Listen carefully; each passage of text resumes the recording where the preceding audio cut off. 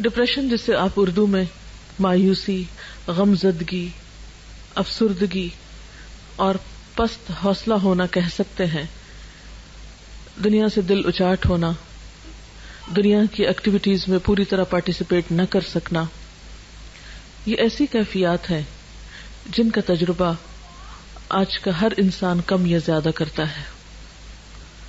ہر انسان کے اوپر کسی نہ کسی درجے کی مایوسی کی کیفیت آتی ہے، غم بھی آتا ہے، ایک اداسی کی کیفیت بھی ہر انسان پر آتی ہے. لیکن ایک نارمل انسان اور ایک بیمار انسان میں فرق یہ ہوتا ہے کہ ایک نارمل انسان پر ایسی کیفیات آتی ہیں اور گزر جاتی ہیں اور وہ بہت جلد ان کا مقابلہ کر لیتا ہے. لیکن جب انسان ایسی کیفیات کا مقابلہ نہ کر پائے اور ایسی کیفیات انسان پر حاوی ہونے لگے تو پھر انسان کو سمجھ لینا چاہیے کہ وہ ڈپریشن کے مرض میں مبتلا ہے. یہ مرض دنیا کے تمام ممالک میں پایا جاتا ہے، لیکن خاص طور پر ان ممالک میں زیادہ ہے جہاں لوگوں کو اللہ تعالیٰ کی پہچان نہیں، یا اللہ تعالیٰ سے ان کا تعلق نہیں، یا روحانیت سے دور ہیں.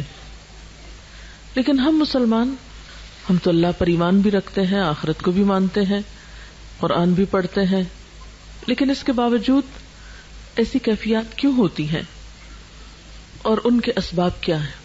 تو سب سے پہلے تو ہمیں ڈپریشن کا سبب معلوم ہونا چاہیے. یاد رکھیے کہ ڈپریشن اچانک نہیں پیدا ہوتا، اس کے اسباب بہت گہرے ہوتے ہیں.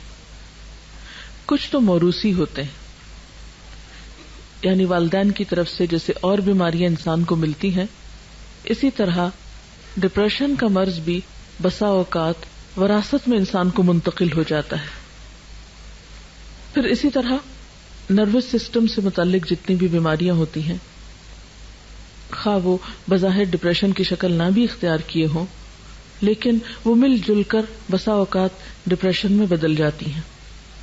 یعنی انسان کے اعصاب کا کمزور ہونا یا اعصاب کو کسی بھی طرح کی تکلیف یا پریشر یا بوجھ پڑنا. پھر اس کے ساتھ ساتھ انسان کا ماحول بھی اسے ڈپریشن میں مبتلا کرتا ہے. یعنی موروثی سبب، موروثی سے مراد یہ کہ جو وراثت میں ہمیں ملا ہے، اس کے ساتھ ساتھ ماحول اس میں ایک اہم کردار ادا کرتا ہے. بعض اوقات ایک سبب ہوتا ہے، بعض اوقات کئی اسباب ہوتے ہیں. پھر اسی طرح ماحول میں کیا چیز ہے، مثلا انسان کا گھر، اس کا خاندان، جہاں پر وہ کام کرتا ہے، یعنی اس کی ورک پلیس، پھر آن دا ہول ساری سوسائٹی اور معاشرہ، ان کے جو اثرات انسان پر پڑتے ہیں وہ اس کے اندر ڈپریشن پیدا کرتے ہیں. لیکن تجربے سے یہ بات پتہ چلی ہے کہ ڈپریشن کے خارجی یا معاشرے کے یا سوسائٹی کے اثرات سے زیادہ گھر کے اثرات یا اندرونی اثرات جو ہیں وہ انسان پر زیادہ مرتب ہوتے ہیں یا انسان کو زیادہ پریشان کرتے ہیں بنسبت بیرونی اسباب کے. اور ڈپریشن کا اہم ترین سبب یا اہم ترین وجہ انسان کا وہ گھر ہے جس میں وہ رہتا ہے، اور ایسا گھر جس کے رہنے والوں کے درمیان باہم محبت اور مودت اور ایک دوسرے کے ساتھ موافقت نہ پائی جاتی ہو. جس گھرانے کے اندر، جس خاندان کے اندر رہنے والے افراد کے درمیان باہم بدگمانی پائی جاتی ہو، باہم ایک دوسرے کے ساتھ ڈفرینس آف اوپینین ہر معاملے میں پایا جاتا ہو، اور خصوصاً وہ بچے ڈپریشن کا شکار ہوتے ہیں بڑے ہو کر جن کے والدین نے ان کو بھرپور توجہ نہ دی ہو، یا جو والدین کی محبت اور شفقت سے کسی بھی وجہ سے محروم ہوئے ہوں، یا جن پر والدین نے بے جا سختی کی ہو ناجائز طور پر. پھر اسی طرح ڈپریشن کے ان اسباب کے ساتھ ساتھ انسان کی بالکل اپنی ذات کے اندر بھی کچھ کشمکش ہوتی ہے جو ڈپریشن کا سبب بنتی ہے. اندر کی کشمکش کیا ہوتی ہے کہ انسان کے اندر کچھ خواہشات ہوتی ہیں، اور وہ خواہشات بالکل فطری خواہشات ہوتی ہیں. تو بعض اوقات جب انسان کی وہ خواہشات پوری نہیں ہوتی یا وہ خواہشات حد سے بڑھی ہوئی ہوتی یا وہ خواہشات جائز کی حدود کو کراس کرنا چاہتی ہیں اور معاشرہ یا دین یا مذہب یا حالات یا ماحول ہمارا اس کے راستے میں رکاوٹ بنتا ہے، تو یہ جو اندر کی کشمکش ہے یہ بھی انسان کو ڈپریشن میں مبتلا کر دیتی ہے. یعنی ذاتی خلفشار، اندر کی کشمکش، اندر کی جنگ. مثلا دل ایک چیز کو چاہتا ہے لیکن دوسری طرف انسان دیکھتا ہے کہ اس کے حالات اس کو اجازت نہیں دیتے، مثلا اس کی جیب اجازت نہیں دیتی، اس کا خاندان اجازت نہیں دیتا، اس کا دین اجازت نہیں دیتا. تو یہ جو کشمکش ہے انسان کے اندرونی جذبات کی اور بیرونی دباؤ کی، یا اندر ہی ایک قوت ہے جو ایک چیز طلب کر رہی ہے اور دوسری اس کو روک رہی ہے، تو وہ اندر کی جنگ جو ہے یہ بھی انسان کو بیماری میں مبتلا کر دیتی ہے.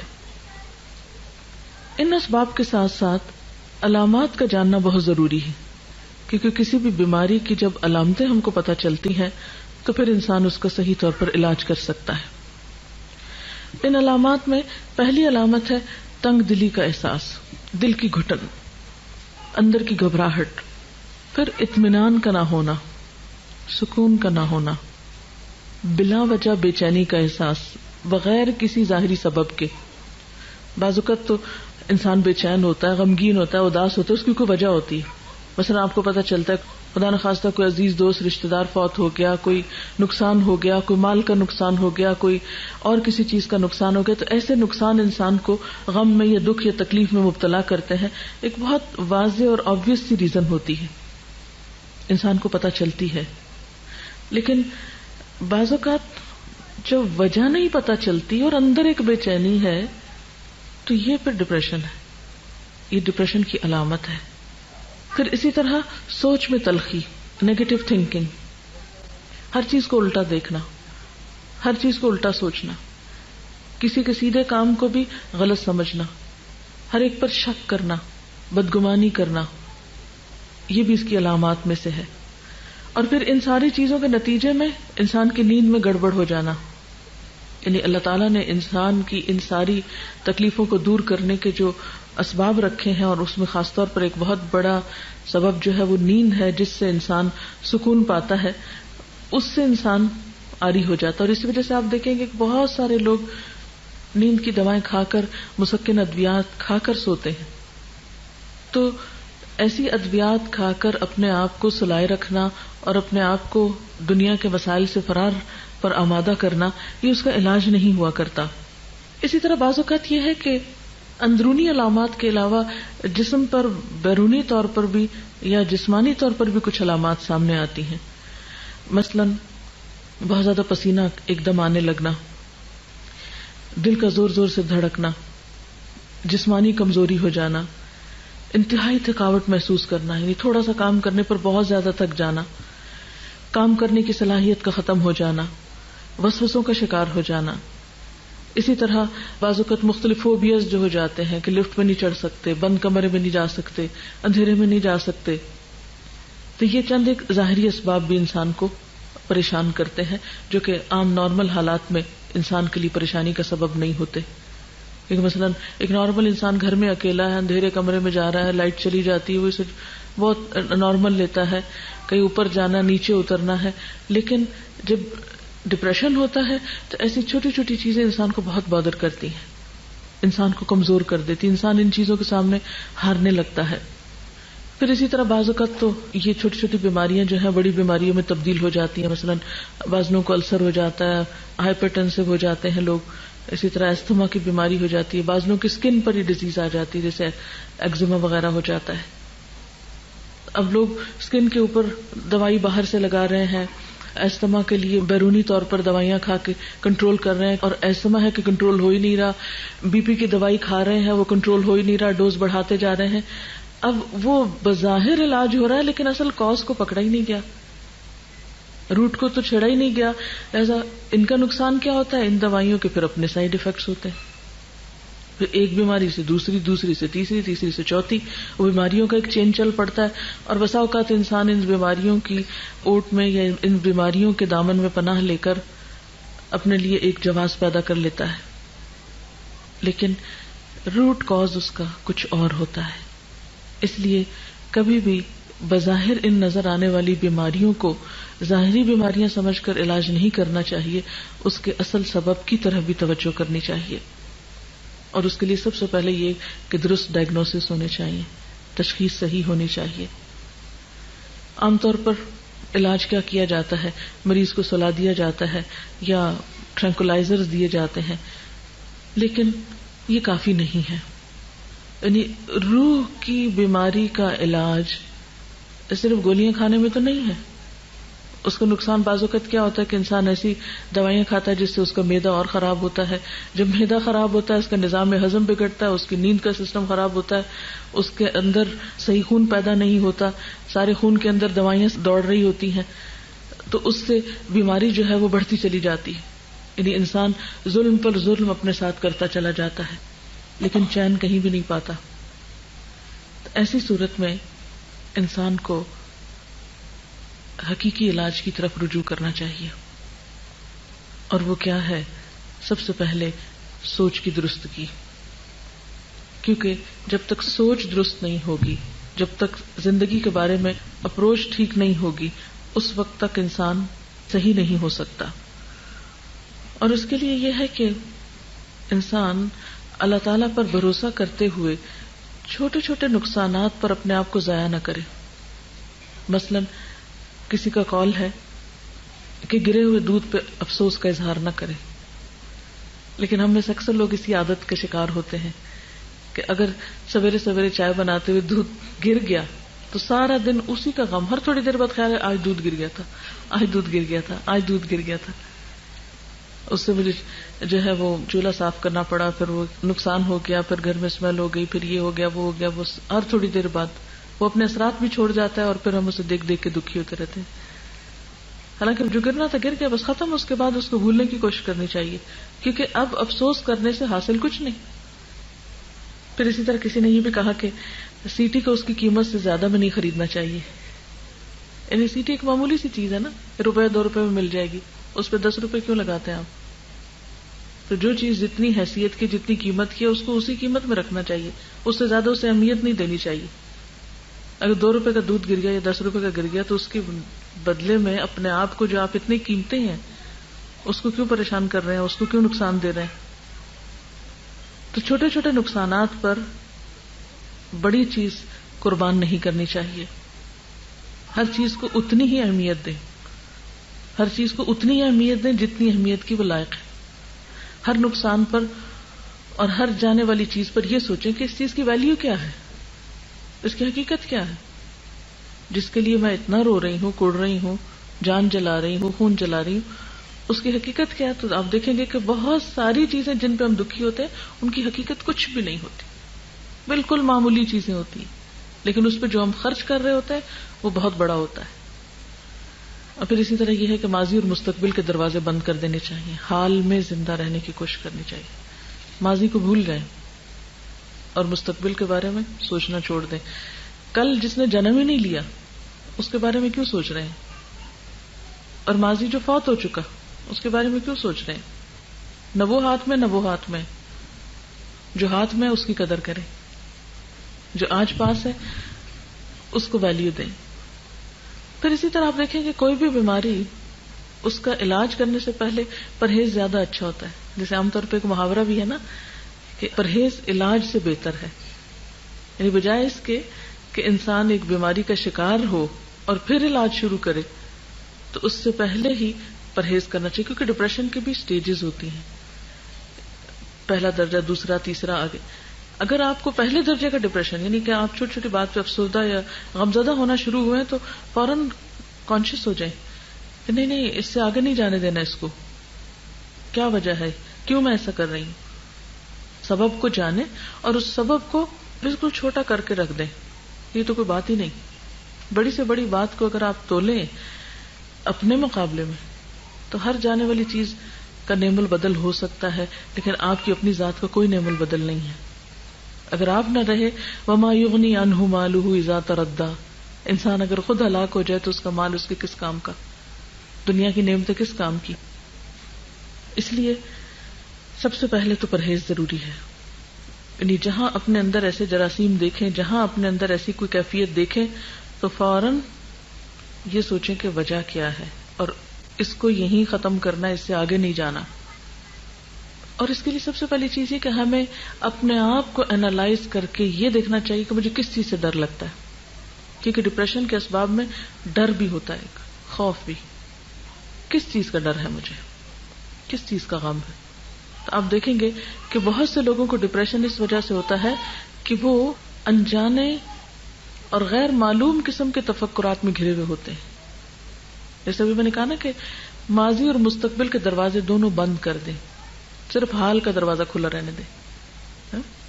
مثلا آپ دیکھیں کہ اگر آپ ایک گھر میں ہیں، بڑا گھر ہے اور آپ اس میں ایک کمرے میں رہ رہے ہیں، تو عقل مندی کیا ہے کہ باقی کمرے بند کر دیں. کیوں آپ کھلا چھوڑتے ہیں ان کو کہ روز مٹی پڑے، روز صفائی کرنی پڑے؟ جب تک وہ استعمال نہیں ہوتے تو بند رہیں. جہاں آپ رہ رہے ہیں بس اسی کی حفاظت کریں. تو آپ آج میں رہ رہے ہیں، آج کو دیکھیں کہ آج کا دن آپ کے لیے کتنا قیمتی ہے، اس میں آپ کیا کر سکتے ہیں، اس سے کس طرح فائدہ اٹھا سکتے ہیں. تو اس میں یہ ہے کہ خوف ہمیشہ مستقبل کا ہوتا ہے نا، مستقبل کے بارے میں انسان کو کچھ پریشانیاں ہوتی. لیکن آپ جانتے ہیں، میں اور آپ سب ایمان رکھتے ہیں کہ ہر چیز اللہ کے اختیار میں ہے. کل کا علم صرف اللہ کو، صرف. اصل مشکل یہ ہے کہ ہمارا جو غیب پر ایمان ہے نا وہ درست نہیں، اللہ پر ایمان جو ہے وہی درست نہیں ہے. ہم ایمان بھی رکھتے ہیں اور ساتھ شرک بھی کرتے ہیں. ہم مستقبل کو اللہ کے حوالے نہیں کرنا چاہتے، اس کو اپنے ہاتھ میں رکھنا چاہتے ہیں. اس کے فیصلے اور اس کی بھلائی اور اس کا فائدہ ہم سمجھتے ہیں ہمارے ہاتھ میں ہے، جبکہ ہمارے ہاتھ میں کچھ نہیں ہے.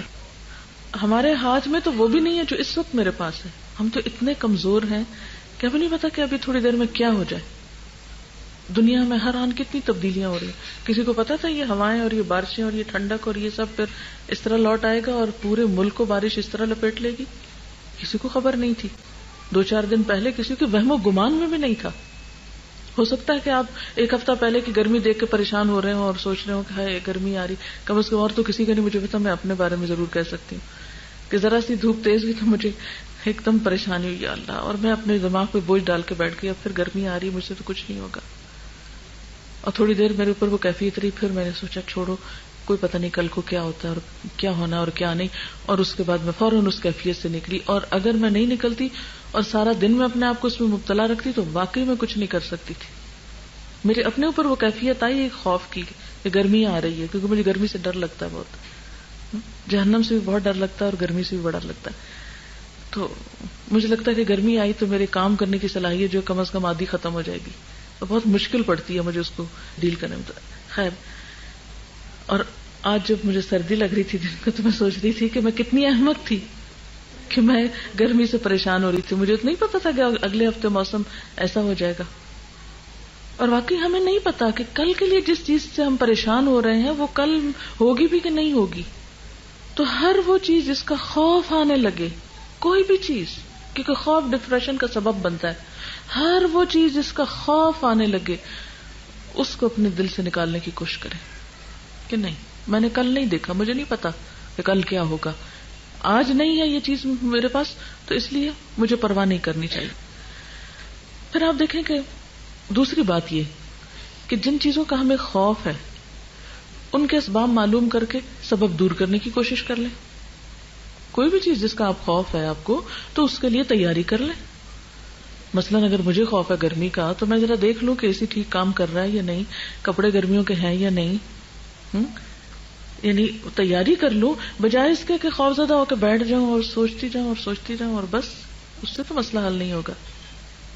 نمبر 1 یہ کل کا کسی کو نہیں پتا. نمبر 2 یہ کہ ہاں نہیں پتا لیکن پھر بھی ہم ایکسپیکٹ کرتے ہیں کہ ایسا ہو سکتا ہے، پاسبلٹی ہے اور ہو بھی جاتا ہے ایسے، تو اس کے لیے ابھی سے تیاری شروع کر دیں، اس کا بندوبست کریں، اس سبب کو دور کرنے کی کوشش کریں. اور پھر آپ دیکھیں گے کہ جب سبب دور ہوگا یعنی تیاری ہوگی تو آپ کے اندر ایک کانفیڈینس آئے گا کہ نہیں اب آ جائے، اگر مشکل آتی بھی تو میں نبٹنے کی صلاحیت رکھتی ہوں، مجھے پتا ہے کہ کیسے ڈیل کرنا ہے اس سے، اس لیے گھبرانے کی کیا ضرورت ہے. ہمارے اور خوف کیا ہوتے ہیں؟ مثلا سارے خوف کا تو میں یہاں ذکر نہیں کر سکتی، چند ایک خوف کا ذکر کر سکتی ہوں. مثلا ہمیں خوف ہوتا ہے کہ ہم کل کھائیں گے کہاں سے، ہمارا کیا بنے گا، ہمارے رزق کا کیا ہوگا، کون ہمارے لیے کمائے گا، کون ہمارے لیے لائے گا، کہاں سے کھائیں گے، کیا ہوگا. اور یہ خوف جن کے پاس بہت کچھ ہے ان کو بھی ہے، اور جن کے پاس نہیں ہے ان کو بھی ہے، سب کو ہی ہوتا ہے. اللہ تعالیٰ نے قرآن پاک میں اس کا بہت اچھا جواب دیا ہے. وَكَأَيٍّ مِّن دَابَّةٍ لَا تَحْمِلُ رِزْقَهَا اللَّهُ يَرْزُقُهَا وَإِيَّاكُمْ وَهُوَ السَّمِيعُ الْعَلِيمُ. کتنے ہی جانور ہیں جو اپنا رزق اٹھائے نہیں پھرتے، ان کی پیٹھ پہ نہیں لدا ہوا. اللہ ان کو رزق دیتا ہے اور تمہارا رازق بھی وہی ہے. آخر اتنے سال زندگی کے گزارے، کسی دن بھوکے تو نہیں سوئے نا. 20 سال عمر ہے، 40 سال عمر ہے، 40 سال کھلایا نا اس نے. تو جس نے پچھلے 40 سال کھلایا وہ اگلے بھی کھلا دے گا، یہ اس کے ذمہ ہے. ہم اپنی طرف سے کوشش کرتے رہیں، جو ہم سے بن پڑتا ہے بناتے رہیں، اور باقی معاملہ اس پہ چھوڑ دیں. پھر اسی طرح عموماً کیا ہوتا ہے، خوف ہے کوئی مصیبت نہ آ جائے، ہائے یہ نہ ہو، مثلاً یہ شینڈلیئر خدا نہ خواستہ یہ نہ گر پڑے، یہ شیشہ نہ ٹوٹ جائے، کہیں آگ نہ لگ جائے، وہ کہیں باہر نکلی ہو بھی خدا نہ خواستہ ایکسیڈنٹ نہ ہو جائے. یعنی یہ چھوٹی چھوٹی باتیں ہوتی ہیں نا جو ہر وقت ہمارے دل سے آ کے گزرتی رہتی ہیں. چھوٹے چھوٹے خوف، یہ نہ ہو جائے، وہ نہ ہو جائے، وہ نہ ہو جائے. یعنی مصیبت کے آنے کا خوف، کسی بھی قسم کی مصیبت کے آنے کا خوف. اللہ تعالیٰ فرماتے ہیں ما اصاب من مصیبت فی الارض ولا فی انفسکم الا فی کتاب من قبل ان نبرأها ان ذلک علی اللہ یسیر. کوئی مصیبت ایسی نہیں جو زمین میں یا تمہارے اپنے نفس پہ نازل ہوتی ہو اور ہم نے اس کو پیدا کرنے سے پہلے ایک کتاب میں لکھ نہ رکھا ہو. ایسا کرنا اللہ کے لیے بہت آسان ہے. وہ تو لکھی جا چکی، اب کیا کرو گے؟ پریشان ہونے سے وہ ٹل جائے گی. ہاں ایک بات ہے، دعا کرو، دعا سے تقدیر بدلتی ہے. اور اپنے آپ کو ذہنی طور پر کسی بھی آنے والے حادثے کے لیے تیار رکھو. اللہ سے مدد مانگتے رہو کہ اللہ تعالیٰ ہر شر سے، ہر مصیبت سے بچائے. حفاظت کی دعائیں کرو، حفاظت کے اسباب اختیار کرو، کیونکہ اللہ نے انسان کو عقل دی ہے اور نبٹنا بھی سکھاتا. اور آپ نے یہ بھی دیکھا کہ جب کچھ پڑ جاتا ہے تو گزر بھی تو جاتا ہے نا. اور پھر اس موقع پر کچھ پچھلی مصیبتوں کو یاد کر لیں. وہ جو فلاں پڑی تھی تو کیا ہو گیا تھا، آئی تھی اور گزر ہی گئی نا، پھر کیا ہوا. کسی بڑے سے بڑے حادثے کو، بڑی سے بڑی پریشانی، بڑے سے بڑے دکھ کو یاد کر لیں اور پھر دیکھیں کہ وہ دکھ پہلے بہت بڑا تھا، پھر آہستہ آہستہ ختم ہو گیا. ہر آنے والا دکھ چلا جاتا ہے، کوئی نہیں رہتا دنیا میں. تو خدا نخواستہ اگر کوئی آ بھی گیا تو چلا بھی جائے گا. ایمان سلامت رہنا چاہیے، کیونکہ ہوتا یہ ہے کہ دکھ چھوٹا ہوتا ہے اور نقصان ہم بڑا کر بیٹھتے ہیں. وہ سیٹی کو اس کی قیمت سے زیادہ پہ خریدتے ہیں. مشکل چھوٹی ہوتی ہے اور اس کے لیے اپنے آپ کو گھلا ڈالتے ہیں، اپنے آپ کی قیمت لگا دیتے ہیں نا اس میں. پھر اللہ تعالیٰ فرماتے ہیں وَإِن يَمْسَسْكَ اللَّهُ بِضُرٍّ فَلَا كَاشِفَ لَهُ إِلَّا هُوَ وَإِن يَمْسَسْكَ بِخَيْرٍ فَهُوَ عَلَى كُلِّ شَيْءٍ قَدِيرٌ. اگر اللہ تمہیں کسی قسم کا نقصان پہنچائے تو اس کے سوا کوئی نہیں جو تمہیں اس نقصان سے بچا سکے، اور اگر وہ تمہیں کسی بھلائی سے بہرہ مند کرے تو وہ ہر چیز پہ قادر ہے. گویا نقصان بھی اس کے ہاتھ میں، نفع بھی اس کے ہاتھ میں. جب میرا تعلق اس سے مضبوط ہے تو میں اس سے خیر کی توقع کیوں نہیں رکھتی کہ وہ مجھے اپنے خیر سے ہی نوازے گا اور شر مجھ سے دور کر دے گا. پھر اسی طرح انسان بسا اوقات بیمار ہونے سے ڈرتا ہے کہ بڑھاپا ہوا تو میرا کیا بنے گا. کہیں چھوٹی موٹی درد شروع ہوئی، یہ درد شروع ہو گئی، اب تو یہ بڑھے گی، اور اب تو میری عمر اتنی ہو گئی، اور اس عمر میں تو فلاں کو میں نے دیکھا تھا اس کا یہ حال تھا، اور فلاں کا تو یہ بن گیا، اب میرے ساتھ پتہ نہیں کیا ہونے والا ہے. ایک خوف. اب ہوتا کیا ہے کہ انسان، یعنی یہ بات اب ایک طرح سے پرووڈ ہے کہ انسان کے بہت سارے ایکشنز اس کی سوچ کا نتیجہ ہوتے ہیں. بہت ساری بیماریاں صرف اس کی سوچ کی وجہ سے ظاہر ہوتی ہیں، حالانکہ حقیقی سبب کوئی نہیں ہوتا جسم میں ان کا. تو اب ایک چیز جس کو ہم نے کسی کے ساتھ ہوگی ہم نے اس کو اپنے پہ لے لیا، نہیں اس کے ساتھ ہوگی اب مجھے بھی ضرور ہو جائے گی. اور عموماً ہم نے دیکھا ہوگا کہ کسی کو زکام میں دیکھا تو ہمیں لاحق ہو جاتا ہے، کسی کی آنکھ خراب دیکھی بس ایک دیکھنے کی دیر ہے وہ ہمیں بھی پہنچ جائے گی مرض. کیوں ایسا ہوتا ہے کہ ایک شخص سے مجھے زیادہ اثر ہو جاتا ہے، کسی دوسرے کو کیوں نہیں ہوتا؟ کیونکہ میرے اپنے اندر وہ جذب کرنے کی صلاحیت زیادہ ہے. وہ اس بیماری کو میں نے خود دعوت دے دی ہے، وہ ڈر خوف کے مارے وہ میرے اوپر حاوی ہو گئی ہے. اور اگر اس وقت انسان دعا پڑھ کے معاملہ اللہ کے حوالے کر دے، حدیث میں آتا ہے نا کہ جو شخص کسی مصیبت زدہ کو دیکھ کے یہ دعا پڑے گا اللہ تعالیٰ اس کو اس مصیبت سے محفوظ کر دے گا. یعنی چھوٹی سی بھی کسی کو تکلیف میں دیکھے نا، مثلا کوئی گر گیا، کوئی اٹک گیا، کوئی ذرا سا بھی کسی دکھ میں مبتلا ہوا ہے، فوراً پڑھ دیں الحمدللہ الذی عافانی ممن ابتلاہ بہ، اللہ کا شکر ہے جس نے مجھے اس مصیبت سے بچا کے رکھا ہے. تو جب شکر ادا کریں گے اللہ تعالیٰ کا تو اللہ تعالیٰ آپ کو محفوظ کر لے گا.